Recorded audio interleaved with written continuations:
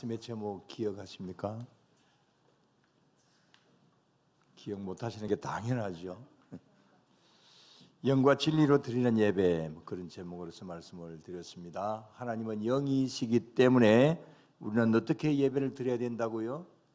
영과 진리로 예배를 드려야 된다. 그런 말씀들을 드렸습니다. 지난주에 말씀드린 것뿐만이 아니라 여기에 대해서는 수도 없이 많은 말씀들을 드렸습니다. 그런데 이런 말씀을 드릴 때마다 저 자신도 참 설명하기 힘든 부분들이 있습니다. 그건 하나님은 영이시다, 또 영과 진리로 예배 드려야 된다라고 말을 하는 이 영이 어떤 존재냐? 정말 우리의 육신의 눈으로 영은 이것입니다 라고 딱 이렇게 직접적으로 우리가 볼 수 있도록 여러분들에게 보여드린다고 하면 얼마나 좋겠습니까? 그러나 그렇게 할 수 없습니다. 만약에 직접적으로 눈에 다 볼 수 있도록 하나님의 그 영적인 어떤 그런 부분들을 보여드릴 수만 있다고 한다면 이 지상의 거의 90% 이상은 다 하나님 믿지 않을까, 그런 생각이 들기도 합니다. 그러나 그렇게 되지는 않죠. 그러면 왜 영이라고 하는 말씀을 성령과 함께 수도 없이, 정말 그야말로 성경에 굉장히 많이 나오는데 왜 실체는 볼 수 없을까? 왜 실체는 볼 수가 없을까요? 그것은 하나님은 무엇이기 때문에? 영이시기 때문에, 영적인 존재이시기 때문에, 그래서 우리의 영적인 우리가 육신적인 어떤 눈으로는 볼 수는 없는 거죠. 자, 그러면 영이라고 하는 것이 뭐냐? 여기에 대해서도 많은 말씀들을 드렸지만 원어로는 많은 말씀을 드렸기 때문에 어느 정도는 아시죠? 영은 퍼뉴마라고 하는 그런 말이죠. 보통 성령 하나님, 성령님 이렇게 말을 하기도 합니다. 진리는 원어로 아르데이아라고 하는 그런 말인데, 우리 지난주에 말씀을 드렸죠. 마음의 진정성, 이런 말씀들을 드렸습니다. 그래서 이런 영과 진리를 예배를 드릴 때에 그것은 진정한 하나님이 받으시는 예배다, 그런 것을 지난번에 말씀을 드렸습니다. 그런데 이 영과 진리를 또 다른 말로, 다른 단어로 표현을 하자면 바로 오늘 여기에 예배서 4장 23절에 있는 말씀입니다. 23절 다 같이. 오직 너희의 심령이 새롭게 되어, 그랬습니다. 자, 여기의 이 심령, 바로 이 심령이라고 하는 이 말이 이제 이 마음, 영, 어떤 이런 말씀하고 같은 그런 단어다, 이렇게 볼 수 있습니다. 먼저 이제 이 원어를 한문으로 옮긴 것이 이제 심령인데, 한문으로 본다고 한다면은 심자는 이게 무슨 심자입니까? 마음 심자죠. 그 다음에 영자는 뭡니까? 영영자? 신령 영자입니다. 그래서 마음과 그 다음에 신령하다라고 하는 이런 어떤 것을 합쳐서 심영, 이렇게 한자 성경에는 그렇게 이제 해석을 하다 보니까 우리가 심령, 그렇게 지금도 말하고 있습니다. 근데 이걸 이제 이 사전에서는 어떻게 설명을 하고 있을까? 먼저 국어 사전에는 이렇게 되어 있습니다. 심령, 여기에 대해서 마음의 작용을 일으킨다고 생각되는 근원적 정신의 존재, 그렇게 나와 있습니다. 그 다음 철학 사전에는 어떻게 되어 있느냐? 육체를 떠나서 존재한다고 생각되는 마음의 주체, 그렇게 되어 있고, 그 다음에 여기에 이 심령, 아마 심리학에서 가장 잘 설명을 할 수 있을 것 같은데, 아무튼 심리학 사전에는 이렇게 되어 있습니다. 정신과학으로 설명할 수 없는 신비하고 불가사의한 심적 현상, 이렇게 설명을 하고 있습니다. 자, 이 세 사전의 설명에 공통점이 있습니다. 그것은 이 심령이라는 존재에 대해서 분명한 답을 내리지 못하고 있다라고 하는 것이 공통점입니다. 자, 보세요. 국어사전, 철학사전에서 모두 다 생각된다라고 그 말을 이제 설명하고 있습니다. 생각된다. 그러니까 이 심령에 대해서는 뭐 그저 이렇게 생각할 뿐이다 그런 이야기고 정확하게 그렇다 그렇게 말하지는 못하고 있는 거죠. 심지어 이런 것을 전문적으로 연구를 하는 심리학 분야에서도 심리학 철학에서도 역시 마찬가지로 아까 뭐라 그랬나요? 설명할 수 없는 어떤 것이라고? 불가사의한 것이다. 이렇게 이제 설명하고 있잖아요. 자, 이렇게 볼 때에 아직까지도 이 세상의 모든 학문, 모든 연구는 이 심령이라고 하는 이 단어에 대하여서, 이 존재에 대하여서 아직까지 완전한 실체를 밝히지 못하고 있습니다. 이렇다라고 100% 그렇게 말하고 있지 않는 거죠. 그런데 그렇다고 하면 이 심령이 뭘까? 여기에 대해서 아직까지 밝히지는 못하고 있지만 그러나 연구한 사람들은 굉장히 많이 있습니다. 뭐 전에도 말씀을 드렸습니다마는, 자, 이것을 학문적으로 최초로 연구한 사람이 이 사람입니다. 자, 한번 봅시다. 답이 그대로 나올 겁니다. 누굽니까? 아리스토텔레스입니다. 예. 2300년 전에 유명한 철학자인 아리스토텔레스, 전에 말씀을 드린 적이 있습니다. 자, 이 아리스토텔레스가 왜 이 심령에 대해서 연구를 하기 시작을 했느냐? 젊었을 때 어느 날 지나가는 아주 예쁜 여인을 보았습니다. 그 순간에 그냥 가슴에 막 벌렁벌렁 뛰고 이렇게 요동을 칩니다. 여러분들도 그런 경험이 있죠? 저는 중학교 3학년 때 그랬는데. 그래서 아리스토텔레스가 내가 왜 이럴까? 왜 갑자기 내 가슴이 뛰을까? 그래서 그 이유를 알기 위해서 연구를 했습니다. 결과적으로 아리스토텔레스는 무슨 말을 했느냐? 여러분들이 이해가 되는지 한번 잘 들어보세요. 왜 이렇게 가슴이 뛰느냐? 그것은 사람의 감정이라고 하는 것은 우리 몸 안에 심장에서 생겨지는 것이다. 그래서 심장이 어떤 자극을 받느냐에 따라서 마음이 기쁘다거나 아프다거나 라고 하는 어떤 그런 면에서 이렇게 심장이 뛴다. 근데 이게 너무 뛰면 안 되니까 머리에 뇌가 그만 뛰라 이렇게 명령을 하면 정상으로 다시 돌아오게 된다. 이렇게 아리스토텔레스가 이야기했습니다. 요즘 만약에 아리스토텔레스가 살아있다고 한다면 어떤 이야기를 했을까요? 그건 뭐 아드레날린이나 그 다음에 도파민이나 이런 어떤 호르몬 작용에 의해서 뭐 그렇게 되는 거다. 뭐 이렇게 비슷하게 뭐 이야기를 했겠죠. 그러나 그때 그 당시에 약 2300년 전에 그래도 아리스토텔레스처럼 이야기를 했다는 것은 뭐 대단한 발견이라고 볼 수가 있겠습니다. 그러나 이제 뭐 그 말이 이 심령을 잘 해석을 했다, 잘 파악을 했다 그렇게 말을 할 수는 없는 거죠. 아리스토텔레스보다도 50년 후에 의사인 헤로필로스는 영혼을 찾기 위해서 전에 말씀드렸습니다마는 수백 명의 제수들을 산채로 해부를 하기도 했습니다. 자, 이게 심령이 어디 있을까? 이 인체 안에 어디 있는가? 살아있는 사람들을 죽여서 그렇게 한번 해부를 해보았습니다. 400년 전에 근대 철학의 아버지라고 불리는 데카르트도 역시 마찬가지로 사람을 죽여가면서까지 직접 해부를 하면서까지 이걸 찾아보기 위해서 열심으로 노력을 했습니다. 찾았을까요? 심령이 우리 몸 안에 있을까요? 없습니까? 심장 전문의에게 물어보세요.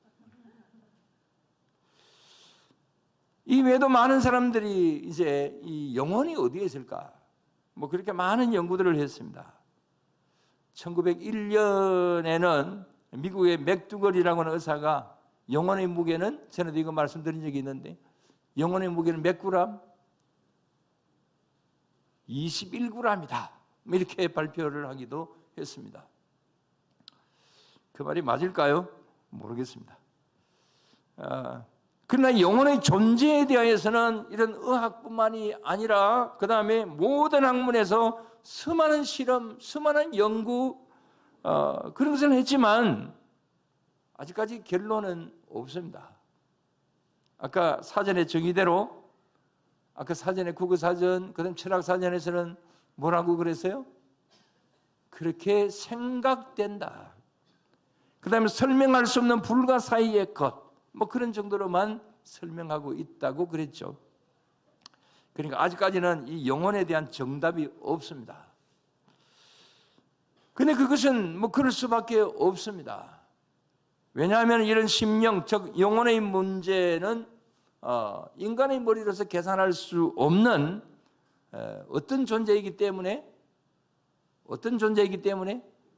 영적인 존재이기 때문에 영적인 부분이기 때문에 우리 인간이 아무리 연구하고 아무리 노력을 해도 이걸 정확하게 이것이다 라고 이렇게 이야기하기로는 그건 아직까지는 역부족인 것이죠. 그러나 성경 말씀을 보면 이거 어려운 거 아니죠. 뭐 여러분들에게 있어서도 어려운 것 아닙니다. 여러분들도 잘 알고 계십니다. 뭐 늘 말씀드립니다만은 우리 인간에게는 뭐 세 가지로 구성이 되어 있다. 영, 혼, 육. 눈에 보이는 육신, 두 번째로 혼으로 말하는 마음, 그 다음에 또 본문의 심령이라는 단어로 본다고 한다면은 이 마음은 뭐 심자이고 마음 심자, 영혼으로 보면은 너 혼자. 자 이렇게 이제 이야기를 할 수 있는 어떤 것이죠. 그 다음에 세 번째는 영입니다. 이것을 본문에서는 심령에서 본다면은 이제 심령 영자 그런 면으로 이제 말씀을 신령할 영자 이렇게 쓴다고 그랬죠. 아무튼 성경 말씀에서는 이 심령에 대하여서 영적인 존재에 대해서 분명히 이야기를 하고 있습니다. 자 이렇게 생각된다, 불가사의한 것이다 이렇게 표현하는 것이 아니라 이건 분명한 것이다.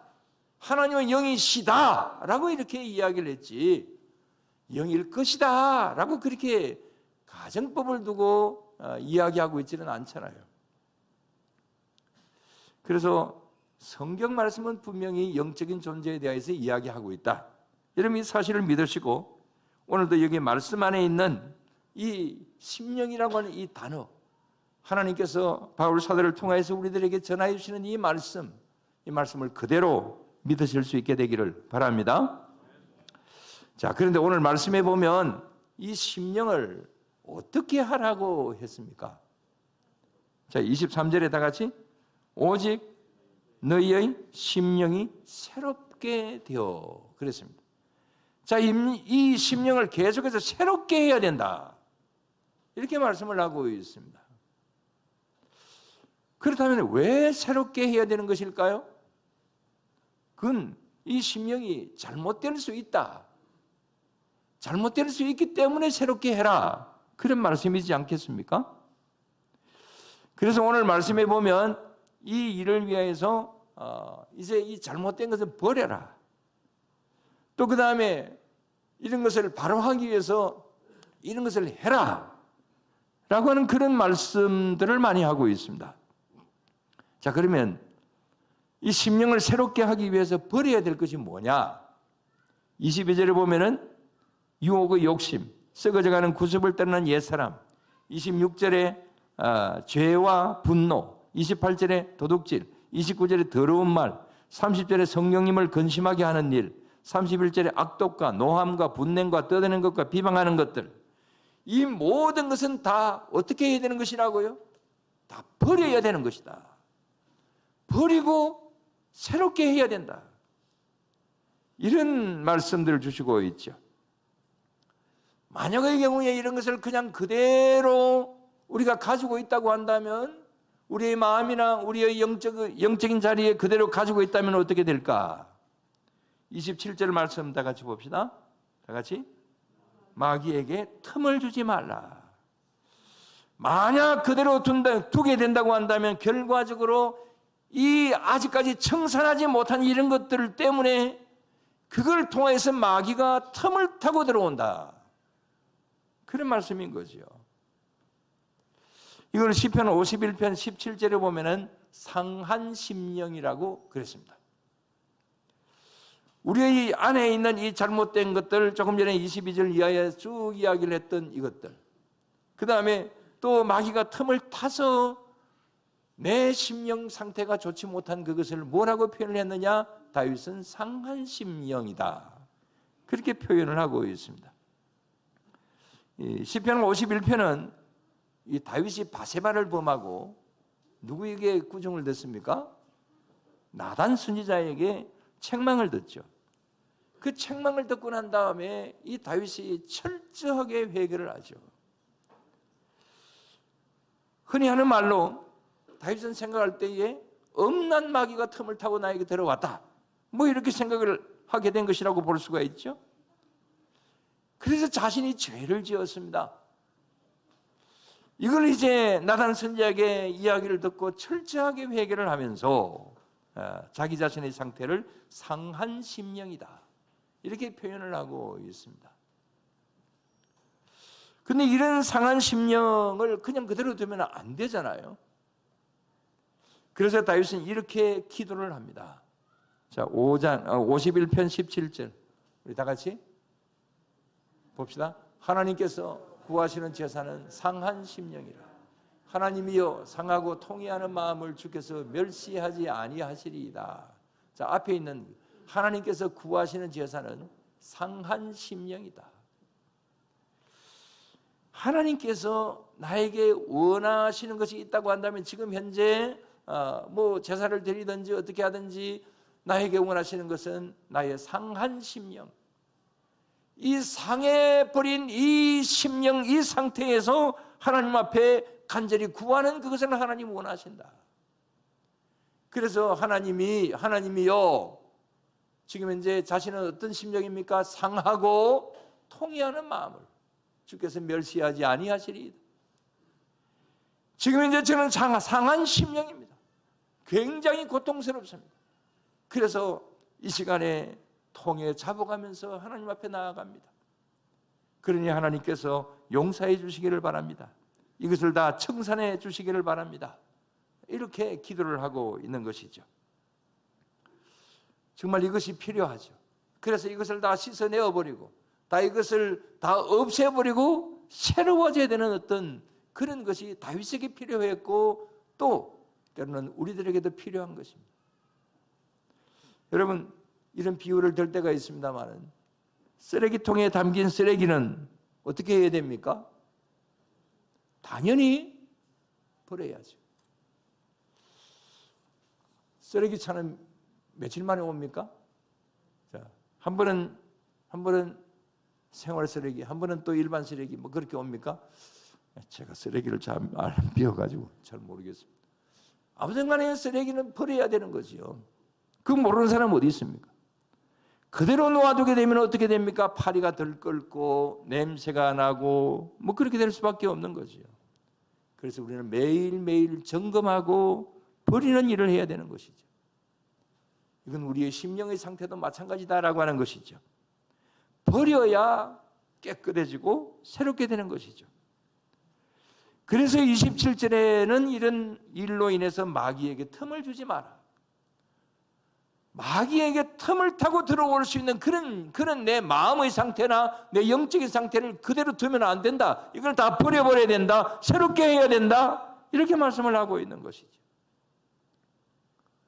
우리는 늘 그렇게 해야 될 줄로 믿습니다.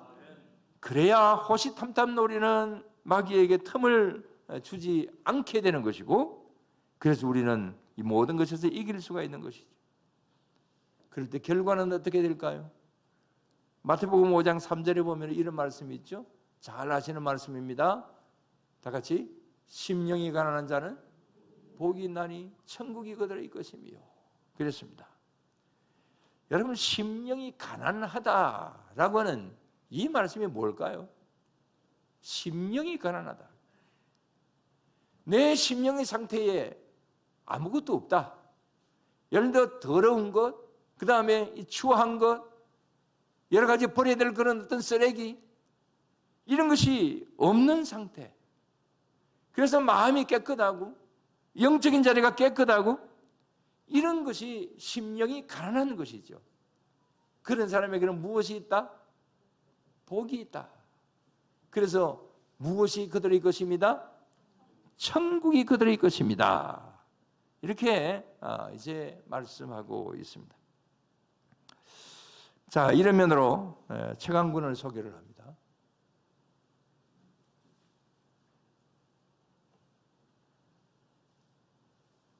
위에 잘 보입니까? 자, 저기 책 제목이 깁니다. 기쁨이란 씨앗은 상한 마음밭에 가장 잘 심어집니다. 잭 웰먼이라고 하는 사람이 쓴 책입니다. 기쁨이라고 하는 씨앗은 상한 마음밭에 가장 잘 심어집니다. 여러분, 기쁨이 언제 옵니까? 뭐 좋은 일이 있으면 기쁘죠. 잘 되는 일이 있으면 기쁘죠. 그러나 그런 기쁨 말고 우리의 마음속에 굉장히 어떤 답답한 것이 있다고 합시다. 여러 가지 어떤 내 잘못이나 또 그 다음에 뭐 이런저런 여러 가지 일들로 인하여서 내 마음에 내 영적인 자리에 쓰레기가 있다고 합시다. 자, 이런 것을 치워버렸을 때에, 그것을 깨끗이 다 청소를 했을 때에 그게 기쁨이 올 수가 있다. 여기 책에서는 그렇게 이야기를 하고 있습니다. 자, 예를 든다고 한다면은 우리 집은 별로 깨끗하지를 못해요. 그래서 저희 두 여자분도 그렇고 그다음에 저도 그렇고 뭐 청소를 잘하지를 못합니다. 그래도 이게 아니다 싶을 때 이제 청소를 하잖아요. 뭐 저희 아내가 하든지 뭐 제가 하든지 간에, 제가 많이 안 하지만. 그래서 집안이 아주 깨끗해졌다. 그럴 때 여러분들 기분이 어떻습니까? 여러분들 집은 항상 깨끗하니까 뭐 그런 일이 없는 것 같습니다. 제가 청소는 잘 안 하지만은 너저분하면은 제 마음도 좀 너저분해지죠. 그러나 그래도 이렇게 깨끗하게 치우고 나면은 마음이 기쁘죠. 여러 가지로 내 마음도 청결해지는 그런 어떤 느낌을 가지게 됩니다. 아닌가요? 어쨌든 우리의 이 심령의 상태도 역시 마찬가지다, 그런 겁니다. 내 심령의 상태가 너저분해서 어지러워져 있으면 거기서 여러 가지로 답답해지고 그 다음에 또 뭐 여러 가지 생활적인 어떤 이런 면으로나 이제 흔쾌하지 않죠. 그러나 내 심령의 자리가 깨끗해졌을 때에, 이 모든 것이 다 비워졌을 때에 그때 기쁨이 있을 수 있다. 조금 전에 그 책의 내용이고 그 다음에 오늘 여기에 마태복음 5장 3절에 있는 말씀이기도 합니다. 그래서 우리는 이런 것을 항상 제거하는 작업이 늘 항상 있어야 되는 것이죠. 그러면 이런 것을 비울 수 있고 버릴 수 있는 가장 좋은 방법은 어떤 것일까요? 우리 마음에 있는 여러 가지 이런 어떤 마음의 찌꺼기를 없애버릴 수 있는 가장 좋은 방법은 어떤 것이 있을까요? 뭐 세상에 여러 가지 방법들이 있습니다. 뭐 정신과에 가서도 할 수도 있고 그 다음에 심리치료사들이 하는 심리치유 방식으로도 할 수가 있습니다. 여러 가지 상담요법을 통해서도 할 수가 있습니다.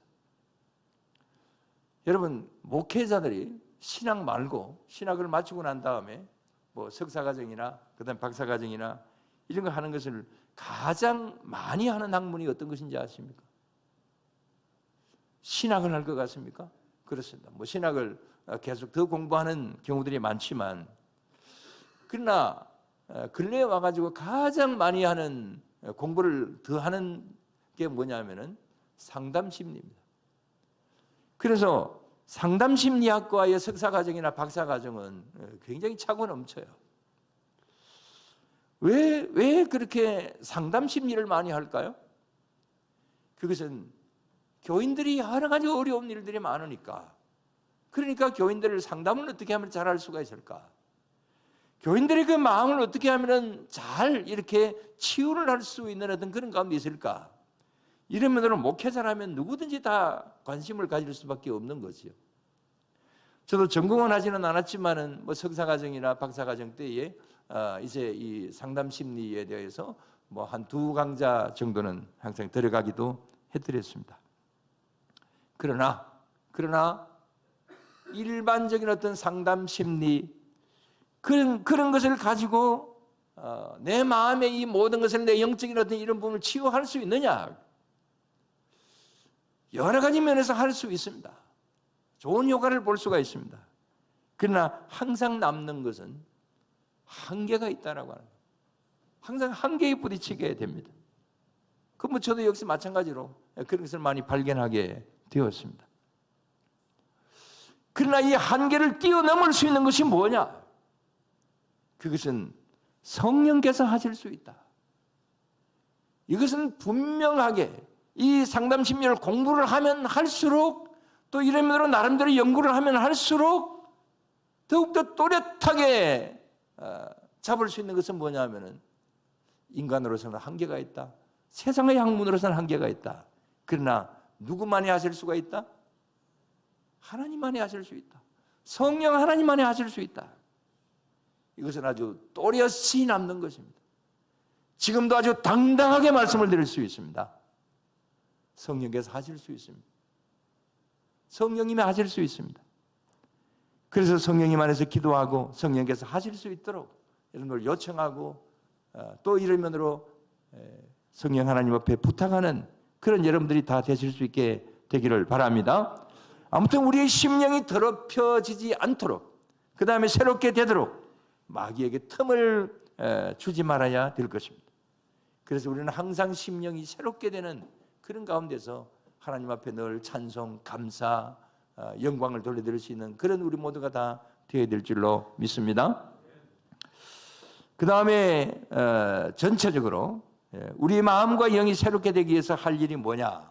우리 21절 말씀 다시 한번 봅니다.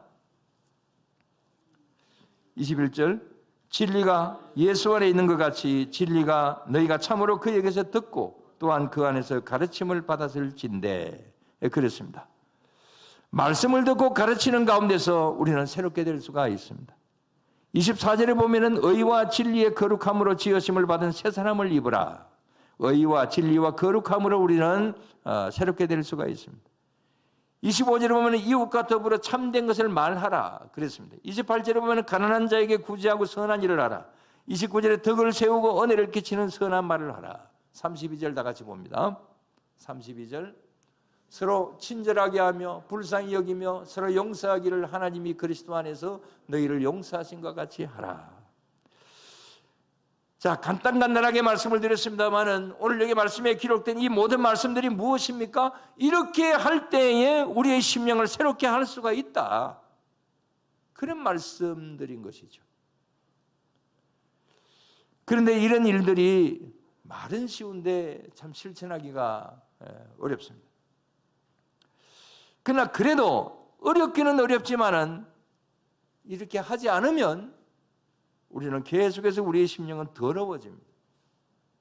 결국 마귀에게 틈을 주어서 우리의 심령은 마귀에게 점령을 당할 수밖에 없습니다. 그래서 우리는 항상 버릴 것은 버리고 새롭게 해야 할 일은 어렵더라도 해야 되는 것입니다. 오늘 이 시간 저와 여러분들 모두 다 우리의 마음의 상태를 한번 돌아봅시다. 우리의 영적인 상태를 한번 돌아봅시다. 여러분들에게 염려가 있습니까? 걱정이 있습니까? 내 마음에 어떤 이것은 분명히 없어져야 되는 어떤 그런 나는 이거 반드시 버려야 된다라고 하는 어떤 그런 여러 가지 마음의 쓰레기들이 있습니까? 자, 이건 분명히 버려야 된다는 걸 압니다. 알지만 이게 잘 안 됩니다. 그래서 전전긍긍하고 계시는 분들도 많이 계실 줄로 압니다. 그런 분들 계신다고 한다면 오늘도 이 시간에 오늘 여기 있는 이 말씀들을 다시 한번 여러분들이 가슴에 새겨보시고 성령 하나님 앞에 요청하실 수 있게 되기를 바랍니다. 그래서 성령께서 여러분들의 마음을 어루만져 주시고 여기에 이 다윗과 같은 이런 잘못된 죄를 짓고도 하나님이 용서해 주시지 않았습니까? 뭐 여기에 다윗만큼 큰 죄를 지은 분은 이 자리에 아무도 계시지 않습니다. 뭐 죄가 있기 때문에 반드시 마음이 어려워졌다 그런 건 아닙니다. 우리가 여러 가지 생활을 하다 보면 우리의 마음속에 뭐 억울한 일, 그 다음에 고통스러운 일들, 안 되는 일들, 이런 일들 때문에 우리의 심적인 어떤 면으로 굉장히 어렵고 답답할 때가 많죠.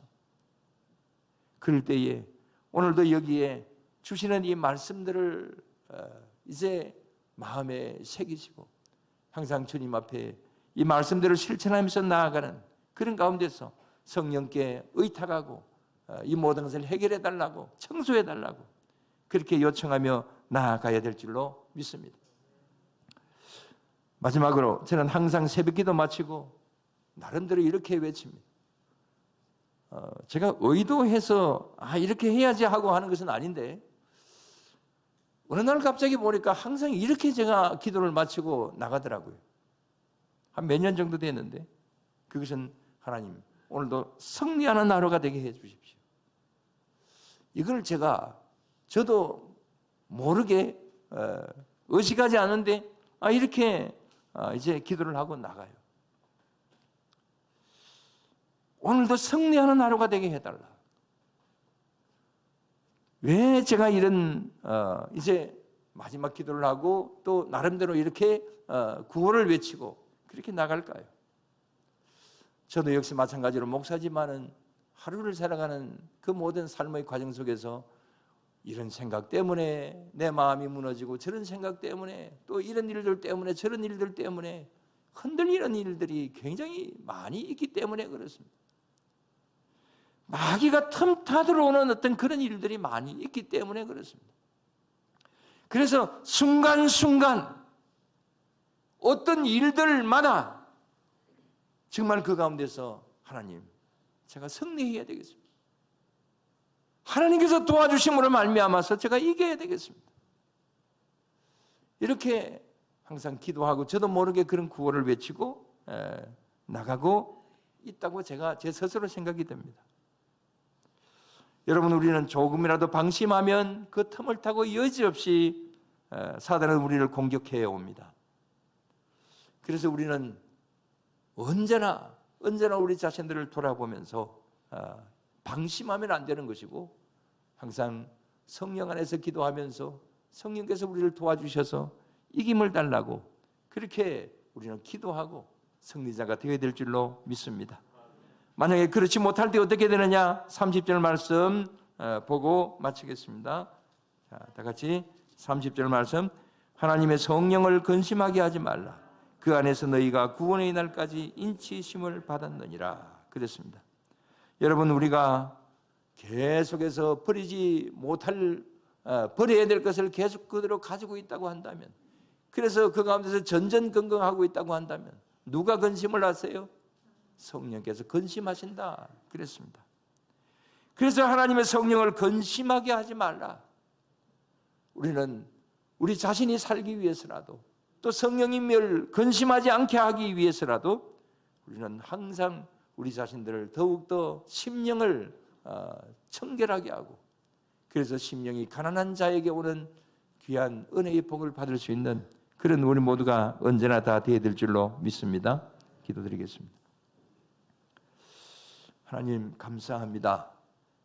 우리들에게 심령의 상태가 늘 항상 온전해야 된다고 말씀하시고 또 나에게 구하면 그것을 다 제거하여 주고 또 너희들을 귀한 은혜의 자리로 이끌고 가며 천국의 복락을 주겠다고 말씀하시는 그 말씀들, 오늘도 저희들에게 그대로 주시는 말씀인 줄로 믿습니다.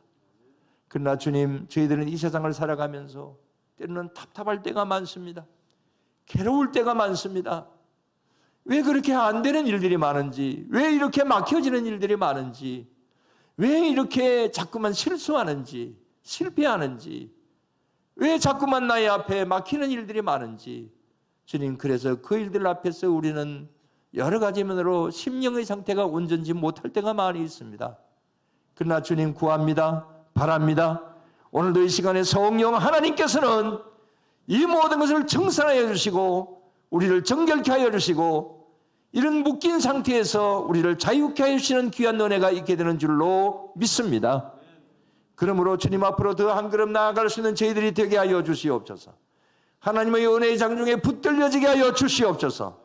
세상의 염려와 걱정 근심은 나의 것이 아니다라고, 사단이 틈타 들어오는 것은 나의 문제가 아니라고 우리는 분명히 선언하고 분명히 하나님 앞에 그런 면으로 감사하며 나아갈 수 있는 저희들이 되게 하여 주시옵소서.